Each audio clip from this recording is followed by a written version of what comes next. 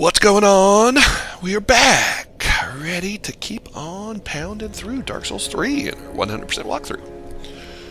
So we cleaned out most of the undead settlement. We got our Chloranthy ring, so we're going to go ahead and throw that on too right now. So you can see how much rings weigh, but we can be using our stuff now. So let's go ahead and first. Oh, we're going to be getting that a little bit later. Go ahead and give our shard here before we forget. Oops. Oh, I thought we had a shard. But now we can bring our sword up to +2, which will make it hit harder, which is always good. Pretty, be careful. Yeah, be careful. And we can get probably 2 levels, I think, at this point. Let's take a look-see. Yeah, we'll get 2.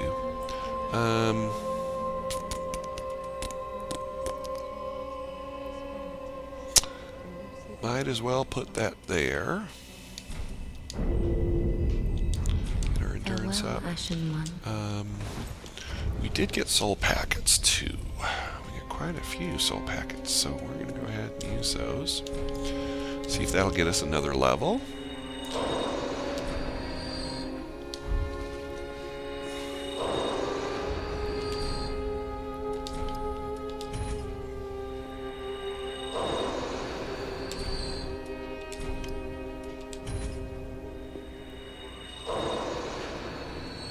I think so.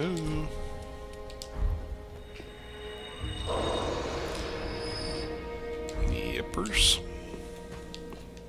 Welcome us. Very then.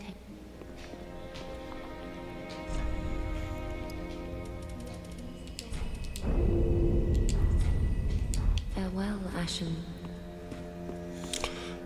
Okay. Now, to show you where Miracle Girl is, that we got in our last episode, she is down here. Oh, champion. And she will have a few miracles that you can use. You notice our faith requirements aren't high enough. If you look at attribute requirements down there, the one on the left is intelligence. The one on the right, the red letter or the red numbers are changing. That is faith. So we're not going to be doing anything with miracles. So just to show you where they are, if you want to do a faith build, faith works well with strength builds. Faith and strength. There's a great sword later in the game, the Lothric Knight Greatsword, that does lightning damage that you can also infuse. So, yeah, if you get your hands on that, that could be great. Alright, we are going to go to the Dilapidated Bridge again.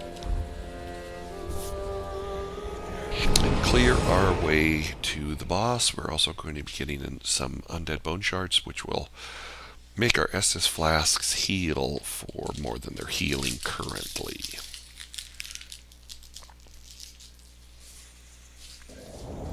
So here we are. You remember this. Now when we go through here, we're just going to run past this guy. Now when we go through here, I thought we would just run past that guy. When the big guy is shooting the arrows, they are not going to hurt us. They are going to hurt the enemies when he shoots them. So his aim gets much better. We're going to pick up all of the things. Isn't that nice? I help anytime.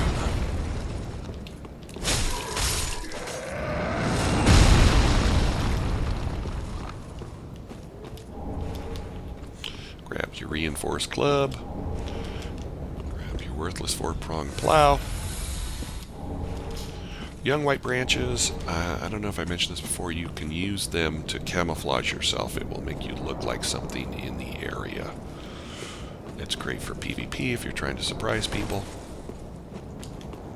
So here's our first undead bone shard. Now this will make our flask heal for more. You do have to burn it at the shrine, though. You can't use it at the other locations. So if you remember, we came through here and we got the Mortician's Ashes, so that the lady would have the key that we wanted.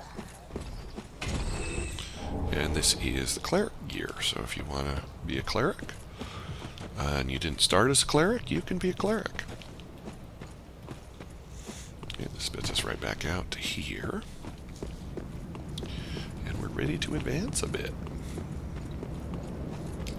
Was there something there? Oh no, it was just a message. Okay, there's a sneaky Pete right there. Be prepared. I heard the bow snap, so the arrow is on its way. It has done its job. Now you could bring this guy outside as well. He's a little bit, well, I guess tougher, but not that much. We're gonna come up here, and basically all you have to do is sprint off of this ledge, and it'll put you right there. And you can get the Great Scythe. Great Scythe is... whoops, I always do that. The Great Scythe is a dex weapon, so if you want to channel your inner Grim Reaper... Did I say Grim Reaper? Grim Reaper? You can throw that on. So it swings like a scythe would swing, as you would expect. The R2 is a big old sweep. It is kind of slow, so it swings around. It's kind of slow. And the two-hand attack, it undercuts shields, which is good. And the R1 is a sweep. The weapon art, you push your L2, it will swing, and then you can chain it into other swings. So it's not a bad weapon. If you're doing a dex build and you want to be the Grim Reaper, killing noobs, poning noobs, as they say in the business, from, I don't know, 25 years ago. You too can pwn noobs.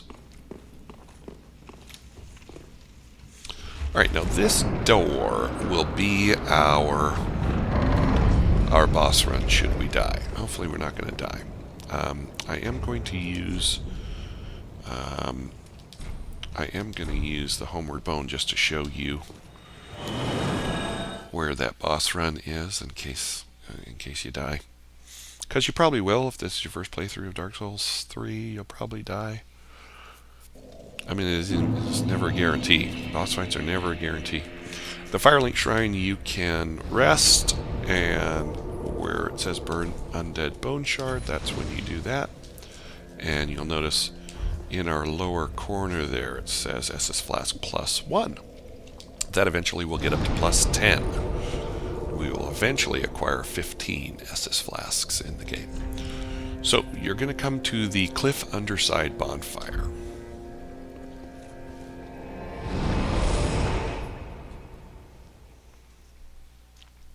I think we've got enough arrows for a bit.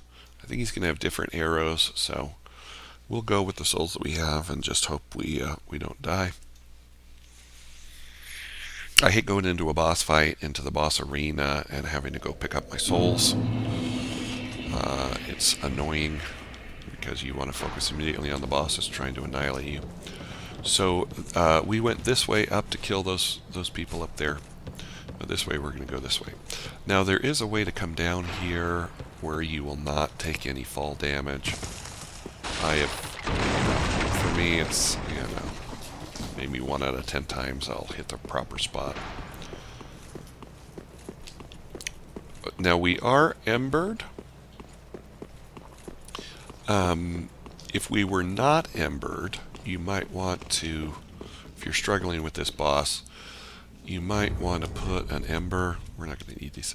You might want to put your embers there, so that once you're out of your Estus flasks, you have one more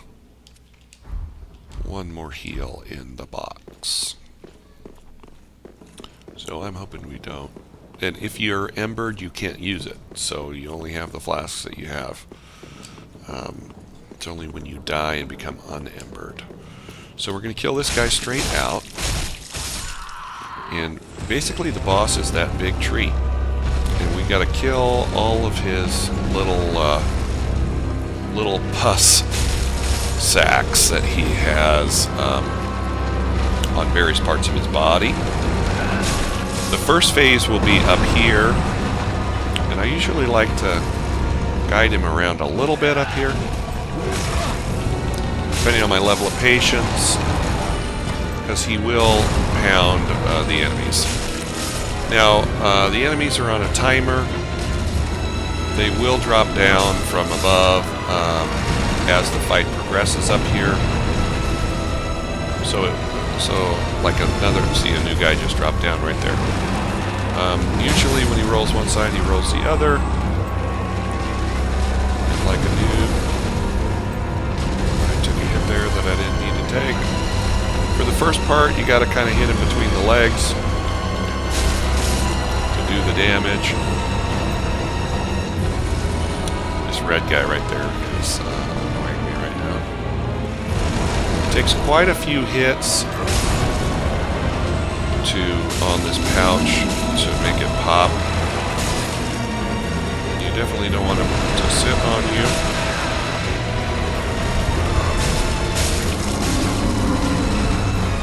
I don't know how many more hits we need.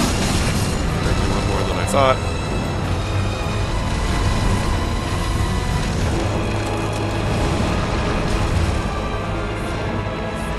So just rotate around. Now I'm not sprinting because I need the stamina to get all the hits in. So once you pop that one, it will reinflate. You saw the bad guy dropping down over there. Now he will, where's his leg? Usually try to come next to the right leg. He will break the floor. The enemies will die on the fall. You will not.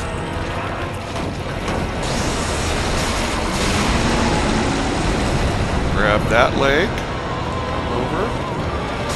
Grab that arm, and you see that's where he starts taking the big damage. Come back, hit him in the back.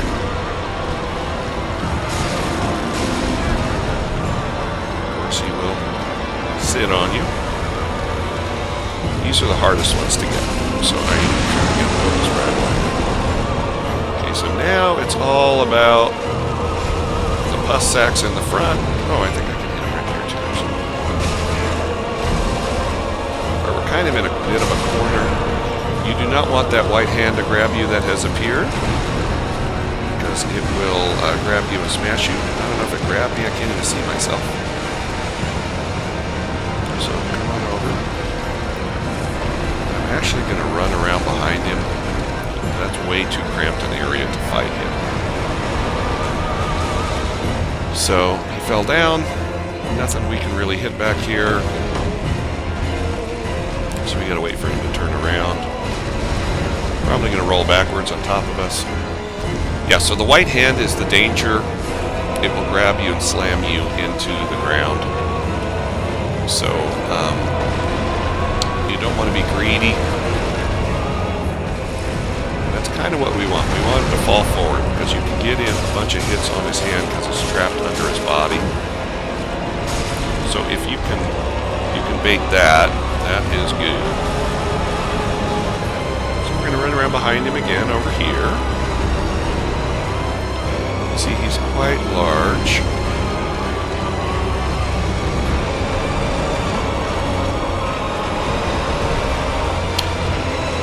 That pool of acid under him.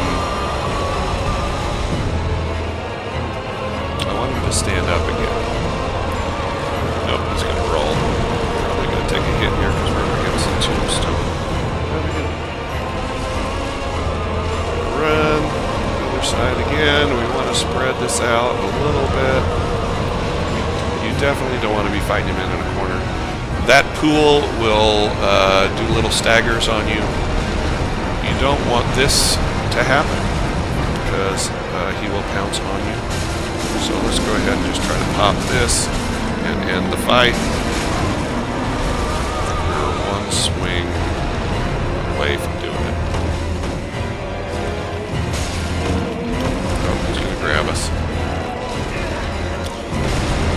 always, in this fight, it's always a gamble with the number of swings, because you don't know how many swings. He's almost dead for all intents and purposes.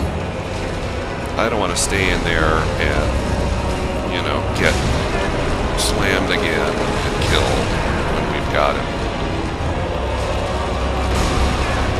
Oh my god, I'm going to though.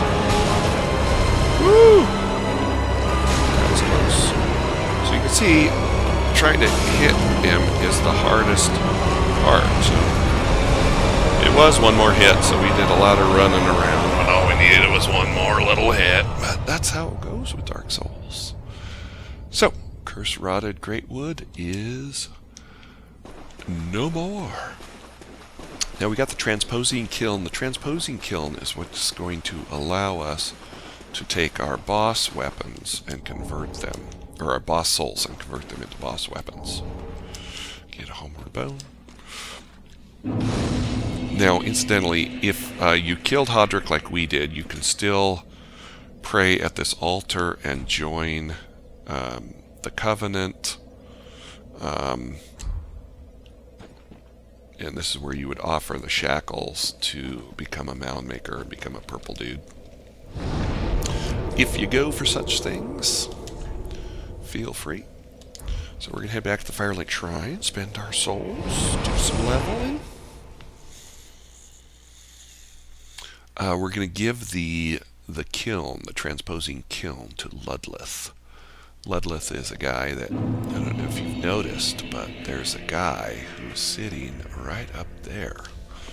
And he's been watching us this whole time. Like a creeper.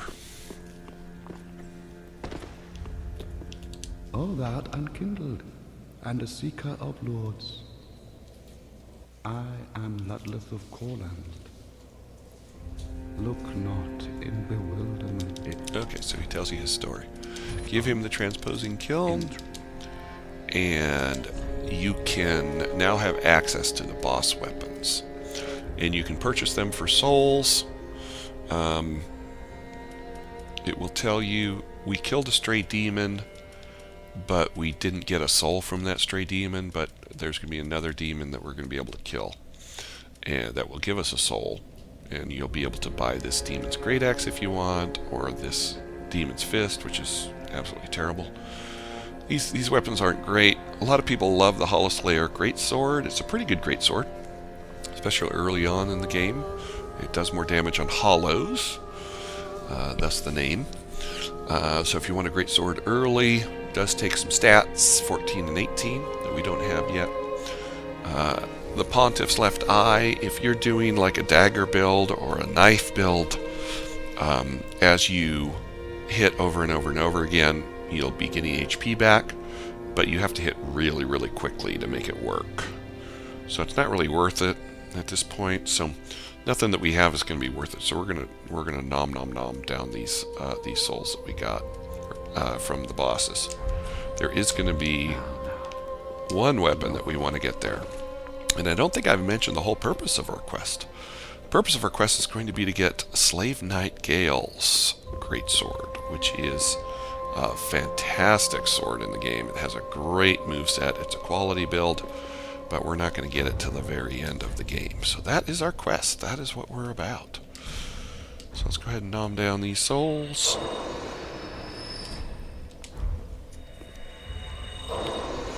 And like I say, if you want the weapons that are up there, go ahead and use the souls to get the weapons. We're not going to do it, so we're going to just use those souls for our benefit. Where did the other one go? Here it is.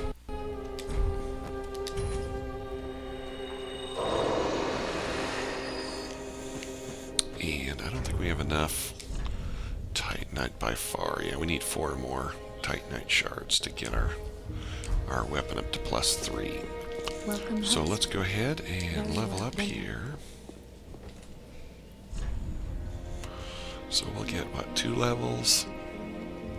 Their vigor up, and now we need to start moving strength and dex up towards 24. We're going to need 24 in strength and 18 in dexterity. So That'll make our weapons start to hit harder. Farewell, Ashen One. I think now, our buddy Grey Rat. Heavens. Heaven. Oh, he's not going to have anything for us. We can't buy. He's still in despair. We have to advance the game in order for him to be awake again. For us. So the next region that we're going to hit is the Road of Sacrifices, and we got that bonfire open in our last episode. So we're going to go ahead. I don't think there's anything more we need to do here. The Firelink Shrine. So we're going to go there. And this episode was a little short, but it's a good place to stop. We got a boss fight in, so we'll see you in our next episode as we start our new area of the Road of Sacrifices. See you then.